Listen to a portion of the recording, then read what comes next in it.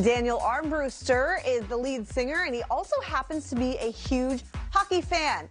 Hailing from Rochester, he's specifically a Sabres fan, as you can see here on his Instagram account. And we are happy to have Daniel joining us once again here on NHL Network. He's been a guest a couple times, and I know that you would love to talk hockey, and we're so glad that you do like to talk hockey. Before we get to the Sabres, though, I want to hear all about the new album, and what was it like to create, produce, and record this album over the last year or so with a pandemic going on? Totally crazy. And I have to say the two pictures that you guys showed there at the beginning, I think are the only two pictures of the recording process that exist. Oh, wow. Because I was basically by myself the whole time. Oh. Our guitar player and I would get on Zoom and do things remotely. Our drummer came over for a couple days because him and I have living situations in which it's a little easier to quarantine. But yeah, my girlfriend took those two pictures of when the Sabres rolled out the return to Royal thing. So it's funny. Those are literally the only two pictures from the album. But it was Wow. It was crazy. I'm lucky in that I bought a house a few years ago and moved the studio into it. Before this, we had like a studio that was downtown in Rochester that we had been working out of. So the timing was nice. We were out on the road. We were in Europe, and I flew back from Berlin March 1st, kind of as all hell broke loose. Right. And we said, we had just released our last record, actually, March 13th, 2020. But there wasn't anything else to do, and we were home, and I said, I'm either going to, watch CNN and freak out or do something productive.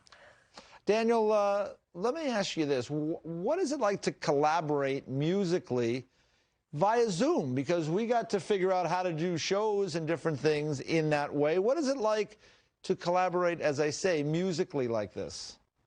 So I think, for me anyway, it was actually pretty comfortable because being a Rochester, New York resident, frequently if you want to collaborate with another artist or a producer or, writing for someone else, you end up in a studio you've never been to in New York or LA with equipment that's not your own, that you loosely understand. It's not as comfortable as, your native setup. So it was actually really great. Once I finished the record late last year, since then I've been doing a lot of writing with and for other artists and on Zoom. So it's just like this. And I say, hang on, let me just work this out real quick in silence. And I mute you guys. And then I spend 5 minutes and then I bring back something instead of embarrassing myself, just like noodling around a guitar with something that's terrible. That is a unique aspect to all that. And if you weren't a tech expert before, I'm sure you are well versed now in all the technology that goes into recording and producing a virtual album. I'm curious if there's any crossover between your love of hockey and your love of music. Do you ever have anything, inspired by the game of hockey that ends up on the album, or have you performed in any hockey rinks? Any crossover? I mean, anytime we play an arena show, like we've played MSG, we've played at KeyBank Center in Buffalo. Anytime there's an arena show, I'm like, this is, I am aware that hockey also happens here. Where the Kraken are going to be playing, we played there like Nice. a couple of years ago.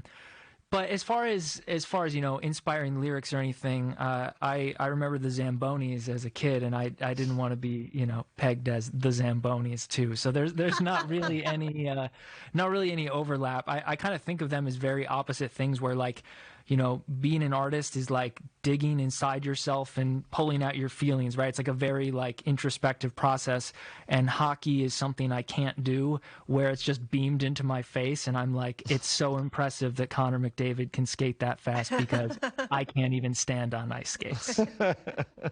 Hey, how far back do you go with your hockey fandom with the Sabres? What are your earliest memories of being a Buffalo Sabres fan? Because we know it's been a little tough over the last several years, but you probably go back to EJ? You probably go back to a little bit of a better time, right? Yeah. So when I first got into hockey when I was a kid, it was like mid '90s. I was actually like Marty Brodeur was kind of like the first player that like really brought me in, where he was fun and exciting to watch. But also Hasek was happening at the same time. Eventually, Devils hockey got like unwatchable in peak dead puck times where you were just falling asleep. And I was like, okay, the Sabres are so much closer. Hasek is more exciting to watch. And then we had Ryan Miller pretty quickly thereafter with brief Marty Biron stop in there. I guess not that brief. That's unfair to him. But yeah, I mean, it's been a while. It's been a long decade, I have to say. But in recent weeks, ever since Ralph Kruger has been gone, it seems like a lot of the young guys have taken giant steps forward in just a matter of weeks. Yeah, I mean, I'm sure you were watching last night when they came back against the Islanders. 4 straight goals. I mean, who saw that coming? I mean, I think we need to be talking about Michael Hauser right now, because what an inspirational story for anyone who was not successful at age 18, right? I mean, you think about how tough it is for these guys in the ECHL, where you're like 28 and you know, you've played a few AHL games and you're like, am I doing the right thing with my life? And then to get this opportunity and also to capitalize on it. I mean, he was great. His career save percentage is higher than Marty Brodeur. Wow. It's higher than Dominic Hasek. Look at you. Right?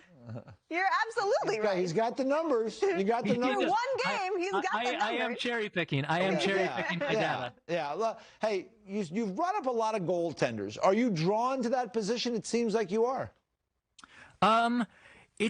It is a weird one. Like, there's so much psychology to it. Like, the weight of everything is on you. I mean, it's probably the most interesting guy on the team in most situations. You know, you remember like Brizgalov and some of the things that he was saying, and people were like, "What is with this guy?" And I'm like, I mean, he's a thinking man with some interesting takes on stuff. Like, I think that's cool. I mean, I love the speed of the game now, and a lot of the finesse and scoring, and it's been great to see the product on ice in the past, like maybe 6 or 7 years. Just the young guys coming in are playing at such a high level that, like, I bet some of the guys in, you know, the 80s and 90s didn't think was theoretically possible for a human to perform at. They always say goalies are a little bit different, and I love that you can really, you know, tap into that introspective nature. I think Ilya Brizgalov would probably be a great songwriter if he ever gave it a shot. He'd probably have some very good thoughts and very good lyrics out there.